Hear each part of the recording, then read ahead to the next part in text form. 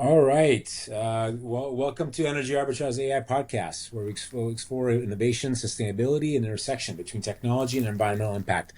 I'm your host, Kevin Topchian. I'm the founder of Energy Arbitrage AI, and been almost a 30-year executive in the oil and gas and renewable energy industry.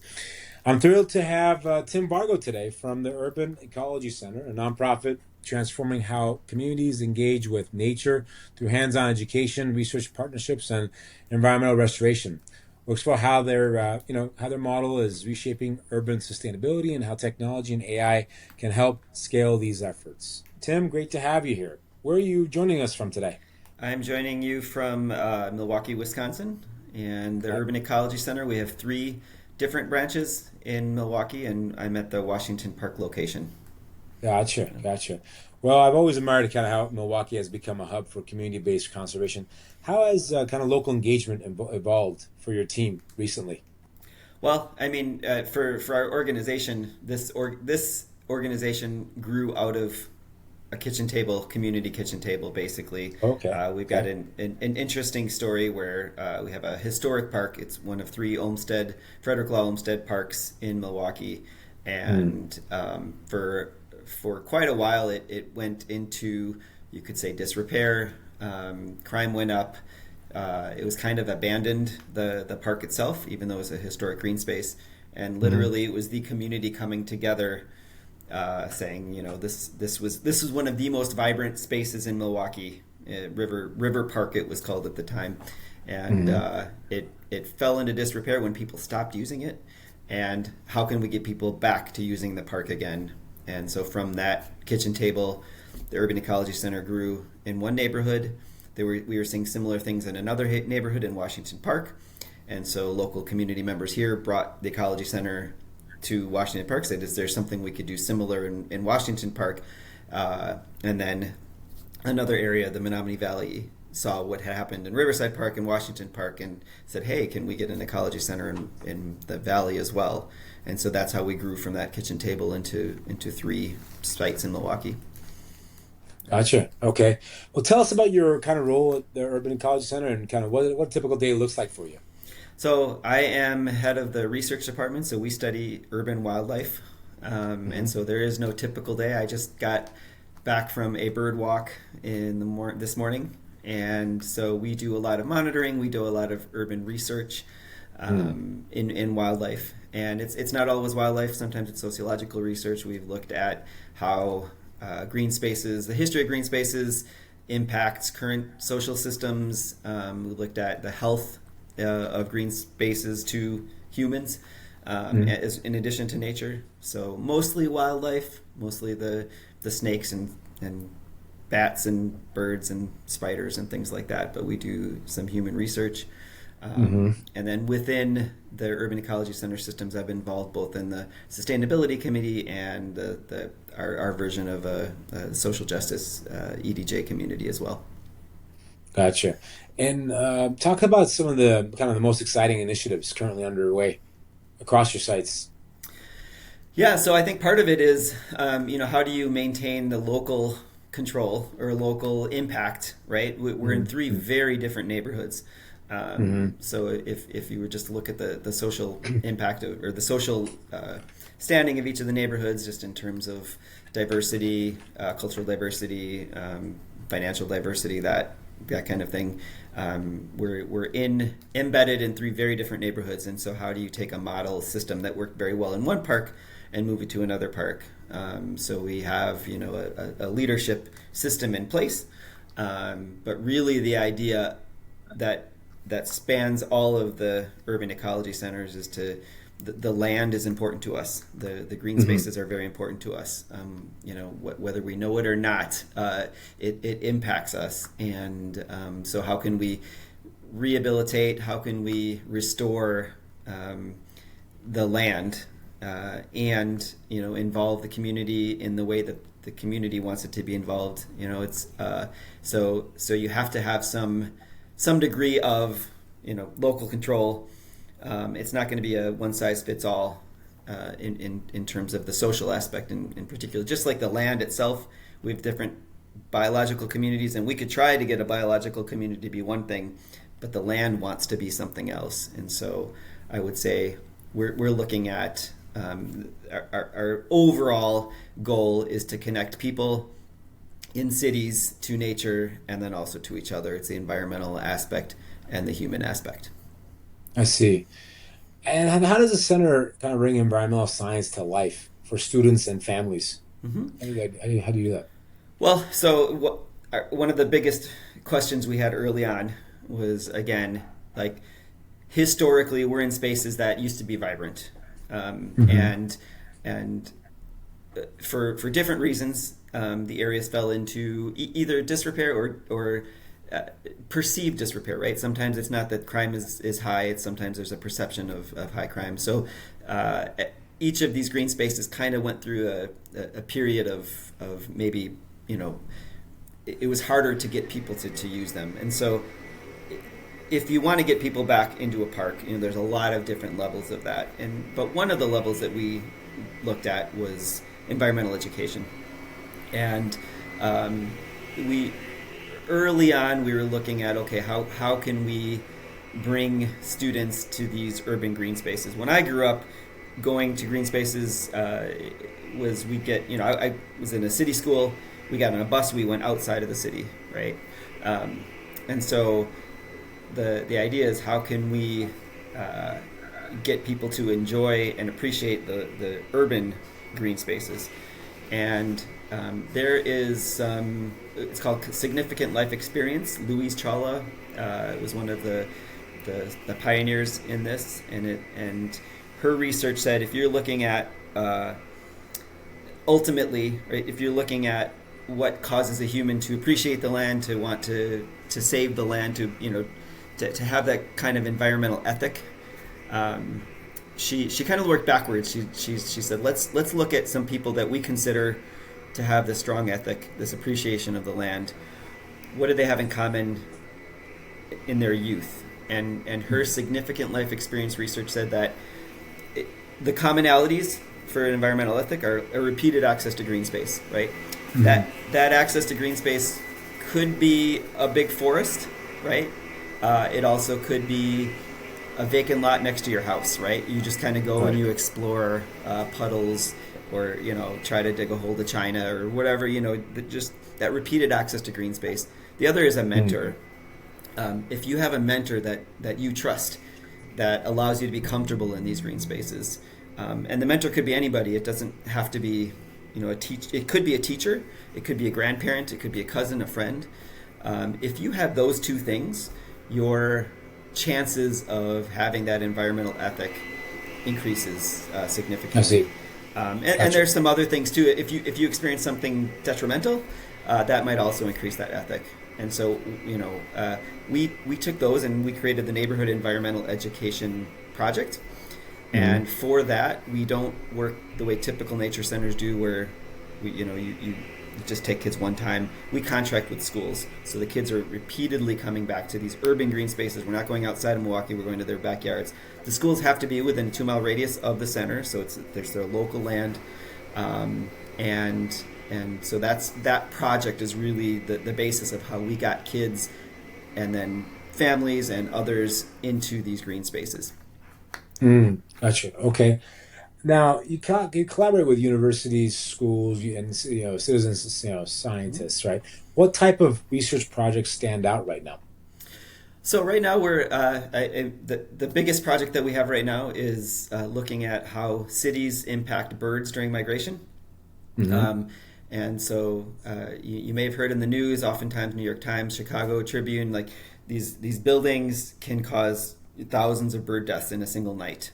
Hmm. And so one of the things that we're collaborating with the local Humane Society, we're collaborating with the local university, and some other partners to study how Milwaukee's downtown impacts birds during migration. So are there aspects Hmm. of buildings that cause birds to collide more? Hmm. That's kind of our current project. We did recently finish working on a project that looks at how urban green spaces impact humans, and we outfitted our volunteers with these devices that, like, they're kind of like your Fitbit, but a little bit more scientific in the medical side. I can't even explain, but it measures your stress. It measures other impacts of your health. And so as you're walking through a park, a green space, how is that impacting your health? How does it impact your health if there's a lot of other humans in the area? How does it impact if you're going over a highway, or if you're, next to a river? So we were looking at, the impacts of these green spaces on humans. They also had air quality monitors on them and things like that. We've looked at how cities are impacting local snakes and birds. So we've had quite a few different research projects where we collaborate with different universities internationally, and particularly the urban aspect of it is what we're focusing on. So from, again, ecological and social research. Okay. And how do you manage the data collection, analysis, and reporting of aspects of those projects that you're working on? So early on, I was the only one in the department, and we wrote a grant for a GIS and data and analyst. And so that position grew to full time, and it's probably, when you're looking at research in particular, it's probably the most important position. Anytime you're designing research, you're always thinking, what is the end going to look like if we're successful, right? So that data analysis, it's also the things that we teach the middle school kids and young kids that when they're doing research, like that is really important. So we practice good, we teach and practice good data stewardship. And again, for me, when I've got more of an ecological background, more of a big picture background, it's really important for me to have really good support. So we, for the most part, manage our own systems, but a lot of our work taps into bigger systems. So like Cornell University has it's called eBird, that manages millions of observations from around the world. We tap into statewide databases for bats and for dragonflies. But for some of our local project, it's all done in-house, and our data is open source, and people can contact us for it. And we work with the GIS and data analysis partners at local universities like UWM and Marquette as well. I see. Okay. Now, do you see any kind of potential for AI or automation, right, to make environmental monitoring more efficient? For example, through predictive analytics or sensor data aggregation or energy usage optimization in your facilities? Well, so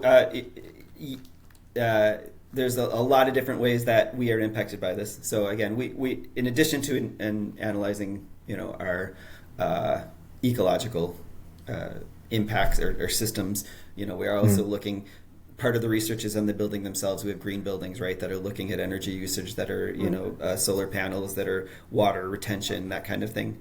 I haven't seen the impact yet of AI in that realm. But maybe we haven't been there yet. But in terms of ecology, AI has just become a really interesting force, right? Because like I was just on a bird walk and I heard a bird that I couldn't totally identify. You turn on the AI. Well, in this case, it's a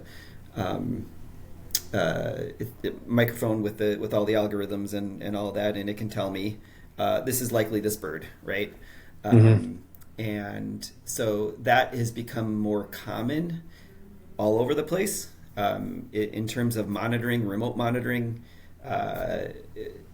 That certainly increases the potential for data collection. If you don't have to have people, and it's still imperfect. It's becoming better, but everybody in their phones, like you see a plant, they got Seek, they've got iNaturalist that can look at that plant and give you a roughly what's going on. Again, it's not absolutely perfect, and so that naturalist mind, that background, is certainly important, but. So that's where we're seeing AI impact it now. I mean, then there's the organizational wide, like how are you going to use impact, or how are you going to use AI just in terms of we're solving complex problems. I don't think we're there yet, but we're on the way, right? Okay, gotcha. Yeah, my firm, that's kind of what we do. We use AI to essentially remove some of the manual activity, right? Data analysis, predictive analysis, analytics. You can build agentic platforms to essentially do that. And then, of course, monitor it and review some of that data real-time data, and then come up with conclusions, right? And a solution most Yep. of the time. So that's what we do. That's why I ask these questions. So I guess here, so running educational programs and research sites require significant energy, right? And resource management. What are some of the operation challenges you face from energy costs to data management? Are you seeing any of that from where you sit? Yeah. Yeah, I mean, certainly for operation of our buildings, Yeah. we've got some pretty large scale operations going on, and we have Okay. a director of operations that we're again looking at. We solar panels. We had the largest solar uh, panel array in the entire state of Wisconsin in one of our buildings, Oh. Oh, which wow. this was 20 years ago, right? And so Uh-huh. Right. it looks puny today, but at the time it was pretty big. Right. We're so So you're ahead of your time. I mean, to do that 20 years ago. That's yeah. part of our organization too is like what are some of these what are some of the things that we can help change in terms of the paradigm, in terms of not only what an environmental center does, but in terms of the building itself. We're not lead buildings, but we certainly took it was a decision, a financial decision, although it's more complex than just the money, but we're every aspect of our building. So one of our buildings is geothermal. We're always looking at passive solar. The system that we put in place for that solar array, um, uh, in our little area where the inverters are, it was super hot, right? It was just at the time the technology was really, I don't know if it's just inefficiencies, but that little closet was super hot. Then a partnering organization wanted to say, hey, if we can take that heat and pump it back into the system, let's try that. Unfortunately, over the 10 years or so that happened, the efficiency of those models became so much better that they weren't able to capture any extra heat. In fact, I think it made it a little bit worse, right? So it's always like, okay, let's look at our building as a system, just like we look at our outdoor spaces as systems.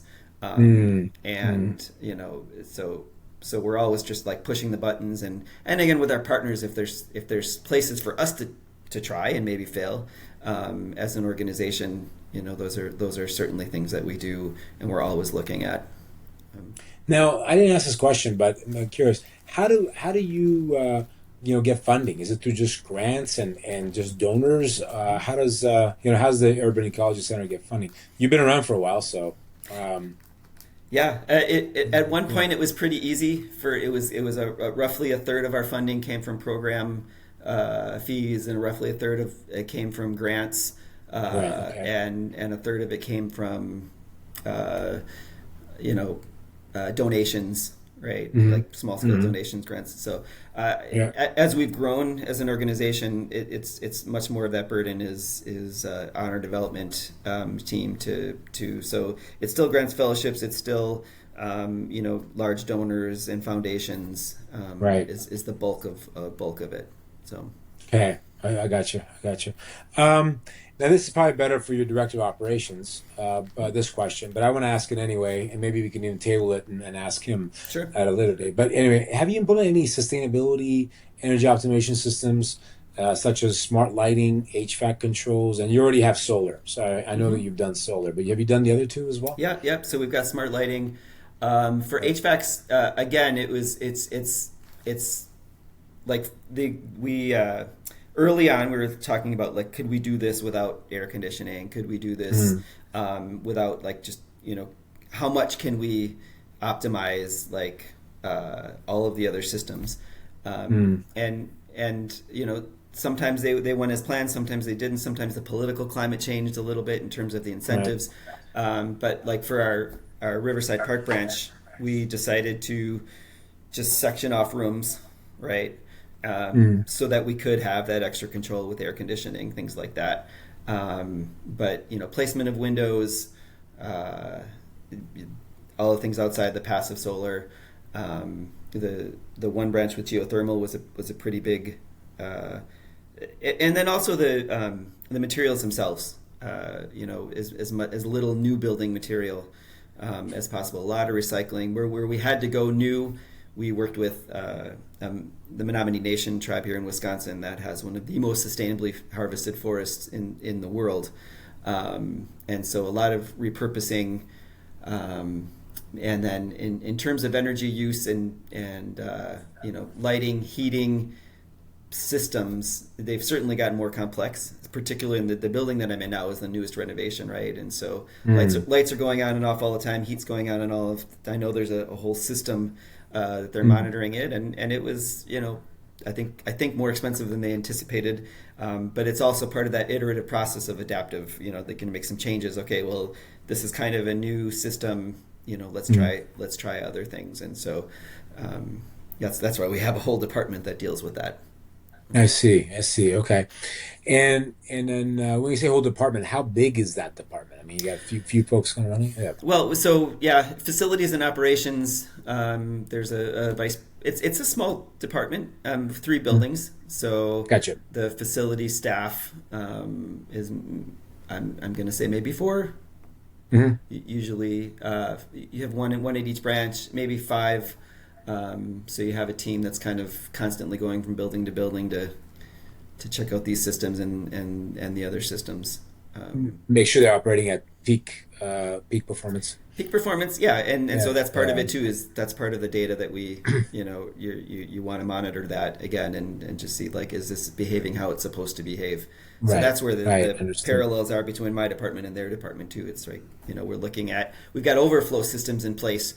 We've got a pond that sits out front. One of the big problems here in Milwaukee in particular is when flooding happens and sewers overflow into the rivers, right? And so Oh. by building some of these buildings are actually, if you had, like, one of them went over a tennis court, and so by building the building, we're actually improving the water by keeping it all on site. So we've got green roofs, we've got impervious pavement, we've again, one of our system has a pond where all the overflow goes, and we have frogs and turtles and things in there as well. So that's a system where we've kind of been, what are the newest systems that we can put in place? How much of that we actually, one of the things is when you flush the toilet, you're using city water. So we captured a lot of water in a Riverside branch, put them in cisterns, and then use those to flush the toilet, because you don't have to put in treated water. That was a huge headache in terms of getting those systems in past city codes and things like that, because there's this thought that, well, you're not putting you're putting water into your toilet that isn't treated. That could be a problem for human health. But sometimes there's such a disconnect between that, right? So we monitored our toilets, and we monitored the toilets in the neighboring fire station, right? And we found out that our water in our toilets was just as clean than the water they put in, but there was so much worry about what would happen to those systems. In fact, there was so much worry that they made us put in systems in place that would change the pH, that would chlorinate our water that we just collected from rain. It made it prohibitive. It made it, like, financially prohibitive. But our goal was we're going to lead the way so that other places, like this other organization I was talking about earlier, could do this system. And so part of that, again, is changing the codes, influencing what we consider acceptable. Interesting. Now, where do you see kind of the biggest opportunities to remove redundancies or inefficiencies within your operations? That's probably a little bit beyond my current understanding of the systems in terms of Right. what can you learn from each building. But I do know that there Right. is a succession of buildings, right? Right. So every time we put in a new building, learning from the next one, Right. in terms of. But yeah, in terms of, like, redundancies and things like that, Right. but that's a Yeah, little bit well, outside my area. I gotcha. Well, look, I mean, we, energy arbitrage, we help a lot of organizations like yourself, right? Track, forecast energy use, reduce waste, and reinvest those as savings into mission-driven programs. I guess that's that's kind of what I want to leave with you, right? So that's what we do. So I mean, we help many organizations like yourself and higher education, let's just say, right? Mm-hmm. Essentially, you do that, save on operating expenses, and then reinvest, right? Mm-hmm. So that's our goal. So I wanted to, so that you have that kind of knowledge there. So I mean, overall, what do you envision urban environmental education evolving over the next 5 to 10 years? How do you envision that? Where's Well, that going to go? Yeah. again, I hope it continues to go hyper local, just in Okay. terms of you know the land's different, the community's different, the social systems are different. But again, then there's these overall things that you're talking about that we as a community can work out whether your environmental system or environmental organization or not, right? So we Right. we have our sustainability committee. It's an internal group, right? And you're looking at, I guess, the main factors of sustainability, depending on who you talk to, right? The triple bottom line of sustainability is either the economic, the environmental, and what's the third one? So economic, environmental, and social sustainability, right? All three of those Mm-hmm. working together. Mm-hmm. Those committees are drive our goals, and a lot of those goals get to the systems level, the energy, the actual built environment, and so more of that understanding in the built environment and the natural environment, no matter what, if it's an environmental education organization or not. I don't, none of that really is that important, but because those systems are going to be around, anywhere. And then so if you kind of get away from, okay, we're in environmental education, that's all we do, but we're really part of a system. Like any community should, in my opinion, in our opinion, have some sort of environmental resource, just like you have a library, you have a fire station, right? So I think in the future, in my opinion, that neighborhood based resource for particular environment education, but also for land management is a huge part of it too. Like that's going to be the biggest impacts, through climate change, through everything else. And so if there's a lot of research showing that even in cities, but especially in cities, there can be a lot of impact on the very, very local level, right? We're not going to be creating habitat for like elk or bison or something big, but we can impact the macroinvertebrates, the invertebrates community in which all those other things are built. So, again, for somebody in the organization who really focuses on the ecological side, I think that part of it is really important, and I think you'd probably get a slightly different impact or different perspective if you did talk to our vice president of the built environment and the facilities team.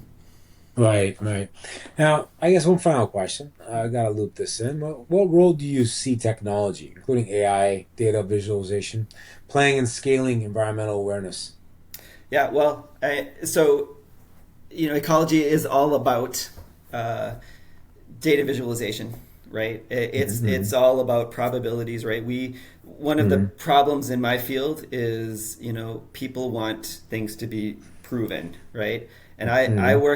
work in a field where that's not how it works, right? It's Mm-hmm. just like we cannot prove that humans are the whatever force of climate change, right? You hear that all the time, Mm-hmm. and so we are living in a world of probabilities, and so we are living in a world of statistics, and it's that bridging the gap between the statistics part of it and what people want to gain in terms of understanding the world, right? So Yeah. there's a really interesting study that looks at somebody that worked with fisher Mm-hmm. people or lobster fisher people whatever in Maine, Mm-hmm. Yeah. and Right. there's this distrust between science and what they're doing, and when some scientists embedded themselves in that community, as the trust grew, like, okay, this can help your bottom line, like we can understand lobster population dynamics can help your bottom line, but Mm-hmm. when that uncertainty, you start getting into the statistical probabilities of things. When that uncertainty starts to creep in, it's when the mistrust goes back down, right? So like, Mm. if you can, if you can make that connection between Bayesian statistics or probabilities, that like all of the statistical part of things, and translate it into something that is understandable to the community. We work with kids at a young age, right? Like, Mhm. we do research with them and say, okay, you did this research. It doesn't prove anything, right? But it supports this hypothesis that's out there, and that's all about patterns, right? Like Mm. you could flip a coin 100 times and still get 100 heads, and there's nothing wrong with that coin, right? But at some point you start to question, okay, is that a two-sided coin, right? Like you just flipped it Right. 100 times. The chances of this happening are so small, and that's how ecology works, right? You have Right. probabilities. Yeah, we think this relationship here.